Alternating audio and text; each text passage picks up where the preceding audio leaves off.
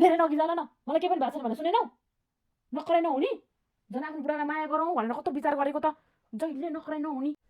अबदेखि बुढालाई म केही भन्दिनँ आज त छिमेकीले पनि कति झगडा गरेको है रात दिन झगडा गरेछ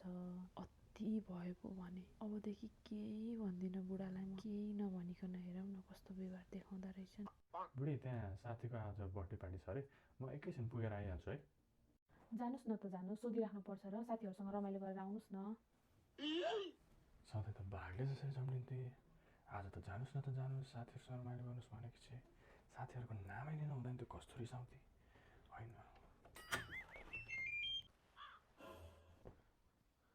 बुढी सधैँ साथीभाइहरूले मात्र खुवाइरहेछन् सधैँभरि सोध्छन् कहिले खुवाउँछस् भनेर आज यसो 1000 रुपियाँ जति देऊ न साथीभाइहरूलाई खाजा खुवाउनु पऱ्यो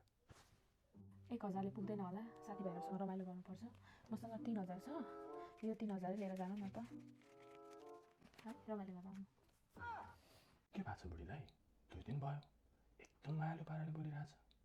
1 रुपियाँको हिसाब माग्ने मान्छेले आज एकैचोटि ड्याममै 3000 दिएको छ बा सोध्नै पर्यो के भएको छ बुढी के भएको छ तिमीलाई के भएको छ र होइन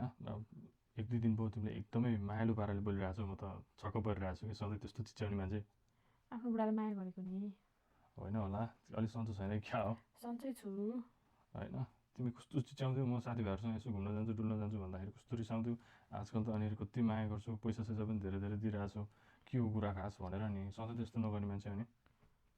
बाबा मम्मीले केही भन्नुभएको छ कि क्या तिमीलाई हो कसैले केही भन्नुभएको छैन कि साथीभाइहरूले कसैले केही भन्यो कसैले केही भने होइन होइन केही त होला कि भन न केही छैन सब ठिक छ के हो तिमीले यसरी माया गरेर बोल्नु कारण के हो राम्रोसँग भन त ल छिटो छिटो न के भन न भने म कुरा नलुकाऊ है छिटो भन कि धेरै नगिजाला न मलाई के पनि भएको छैन भनेर सुनेनौ नखराइ नहुने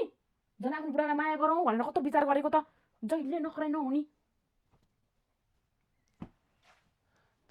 के भएर हुन्छ मैले बेकारमा धेरै धेरै सोचेँ